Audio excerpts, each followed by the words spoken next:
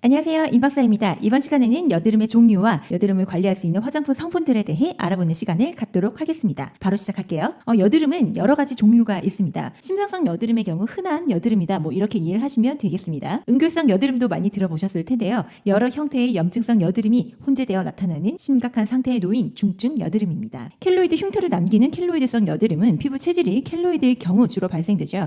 이 외에도 약물성 여드름 이런 것들이 있는데요. 여드름을 구분하는 기준은 대표적으로는 염증을 기준으로 구분할 수가 있죠. 비염증성과 염증성. 염증을 기준으로 두는 것의 의의는 염증성의 경우 흉터, 넓은 모공 등 이런 후유증이 남기 쉽기 때문입니다. 그래서 빠른 조기 진단과 치료를 받아서 이런 후유증을 예방하는 것이 매우 중요하죠. 비염증성 여드름에는 면포가, 염증성 여드름에는 구진성, 농포성, 낭종성, 결절성 이런 것들이 있습니다. 비염증성 여드름 면포부터 보겠습니다. 여드름의 씨앗인 면포, 즉 여드름의 시작은 면포이기 때문에 여드름을 진단 내릴 때에도 이 면포의 존재를 분명히 확인해야 하죠. 옥수수를 똑 터뜨리면 그 안에 있는 알갱이가 하나 나오죠. 면포의 개념을 그렇게 이해하시면 될 것 같습니다. 씨앗의 개념인 면포는 크게 5가지로 나뉩니다. 미세면포, 폐쇄면포, 개방면포, 대면포, 그리고 그 외의 것들. 미세면포. 면포는 면포인데 마이크로라는 말이 붙듯 매우 작아요. 그래서 미세. 우리 눈으로 찾기란 좀 어렵습니다. 폐쇄면포와 개방면포는 함께 보겠습니다. 폐쇄면포, 개방면포, 화이트헤드, 백두, 블랙헤드, 흑두. 우리가 싫어하는 것은 블랙헤드이지만 사실 이 블랙헤드가 차라리 낫습니다. 개방되어 있거든요. 화이트헤드, 즉 폐쇄면포는 모공 입구가 덮여져 있어서요. 그 속이 하얗게 보이기 때문에 화이트헤드라고 불리웁니다. 피지가 바깥으로 배출되지 못하고 갇혀있다 보니 계속 쌓이는 각질들과 피지가 혼합되어 만들어진 것입니다. 피지가 잘 배출되지 못한 데에는 다양한 원인이 있습니다.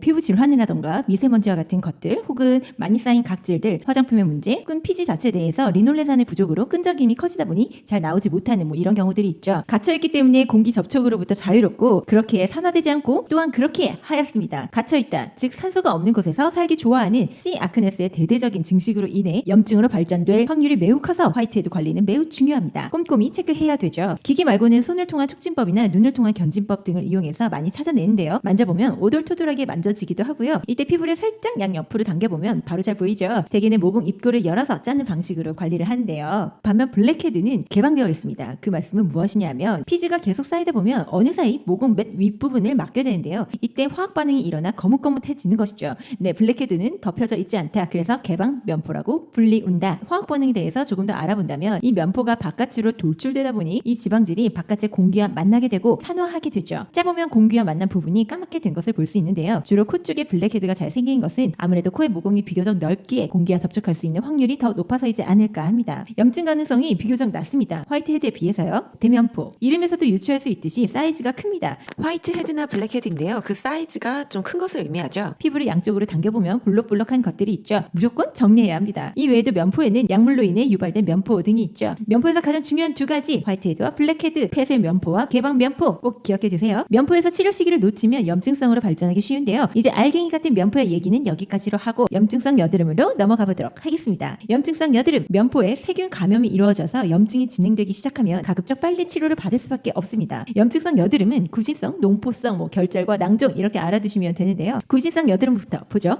구진성 여드름, 동그랗게 불로 올라오죠. 구진성 여드름입니다. 어떻게 보면 염증성과 비염증성 여드름의 경계에 놓인 중간 단계로도 볼 수 있습니다. 하지만 확실히 염증이 진행되는 상태죠. 면포 상태에서 여드름균이 번식하면 염증으로 진행되고 그렇게 통증이 심한 것이 특징인데요. 면봉으로 살짝 누르면 아파요 하고 반응이 바로 옵니다. 그래서 알 수 있어요. 그리고 염증이기에 붉죠. 구진의 경우 염증 상태로 보았을 때는 비교적 경미합니다. 그러나 잘못 건드리거나 신경 써서 계속 만지다 보면 염증이 악화될 확률이 높죠. 그래서 손으로 얼굴을 계속 만지면 안 된다고 하는 것이죠. 손은 세균 덩어리이고 저항이 약해진 피부 상태에서는 균의 번식이 훨씬 더 쉬우니까요. 우리 피부에 상재되어 있는 여러 가지 미생물들과 C. 아크네스가 함께 공조를 펼쳐서 우리의 여드름은 더욱더 악화될 수가 있습니다. 농포성 여드름, 구진성 여드름이 악화되어서 즉 염증 반응이 계속 진행되어서 곪게 되는 것이죠. 그래서 고름, 즉 농이 보입니다. 대부분 이렇게 되면 병원을 방문하게 되시는데요. 그런데 초기에는 고름이 잘 관찰되지 않아요. 구진성 농포라고 합니다. 그러다가 세균을 잡아먹으러 온 백혈구들의 장렬한 전사와 함께 농은 차오르게 되죠. 이 농포성 여드름이 상태에서 관리를 꼭 잘 해야 하는 이유는 이 상태에서 염증이 계속 진행되다 보면 모낭의 벽이 얇아지게 되죠.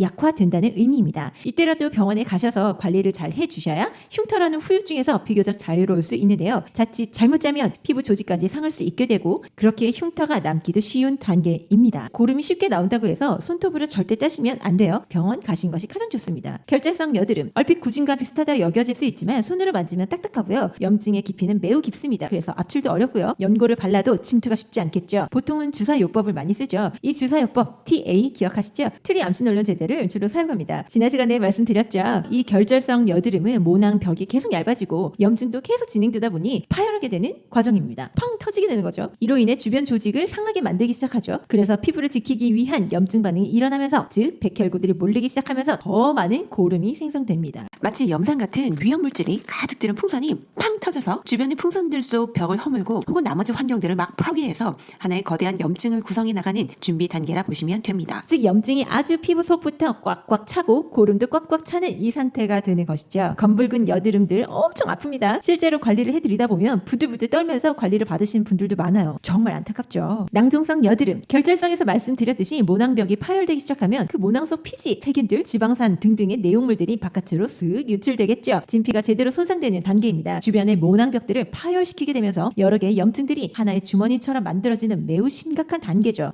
정말 심한 경우에는요. 살짝만 건드려도 팡팡팡팡 피부가 터지면서 피고름들이 나옵니다. 정말 얇은 비닐 하나 있는 피부 같아요. 살짝만 건드면 그냥 와르르 피부층이 무너지면서 그 안에서 피고름이 막 나옵니다. 정말 안타깝죠. 그래서 이 낭종성 여드름의 경우에는 심한 화농성이기 때문에 치료가 어렵습니다. 결절성도 마찬가지죠. 콜라겐 섬유질 등 손상이 심각하기 때문에 회복이 어렵고 그만큼 흉터도 큽니다. 이때 피부를 회복하기 위해서 섬유 조직들이 만들어지도록 섬유 모세포의 활동이 활발히 이루어지는데요. 과도하게 증식될 경우 생기는 것이 바로 켈로이드입니다. 켈로이드성 체질이신 분들은 귀를 뚫으셨을 때 볼록하게 올라온다거나 베이거나 하는 식으로 다쳤는데 나중에 후에 재생이 될 때 볼록하게 올라오는 것들이 있어요. 마치 지렁이처럼요. 그래서 이런 피부를 가지신 분들은 켈로이드성 체질이라고 하는데요. 이런 분들은 문신이나 이런 것들을 하실 때에도 필히 전문가와 상담을 하셔야 됩니다. 가급적 하지 않으시는 것이 좋죠. 자, 여드름에 좋은 성분 무엇이 있을까요? 우리는 이제 대략적으로라도 유추할 수 있습니다.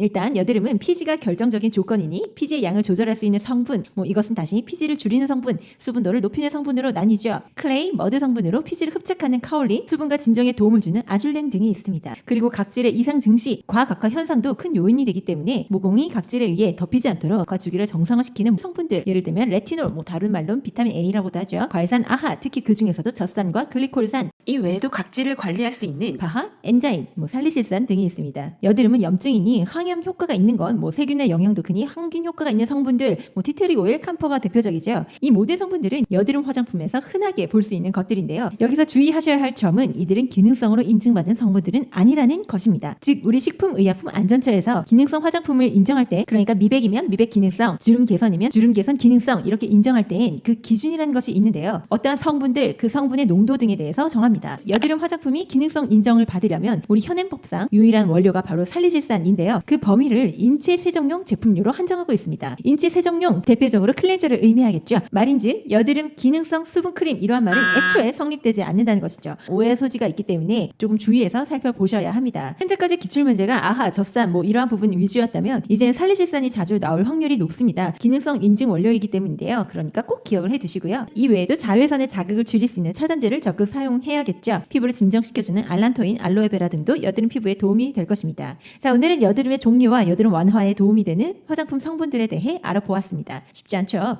그래도 이렇게 이해를 하신다면 적어도 피부 필기 시험에서의 여드름 문제는 맞히실 수 있을 겁니다. 여러분, 한 문제가 당락을 결정합니다. 다음은 미백, 색소 침착에 대해 알아보는 시간을 갖도록 하겠습니다. 오늘도 함께해 주셔서 감사드려요. 저는 다음 시간에 뵐게요. 안녕히 계세요.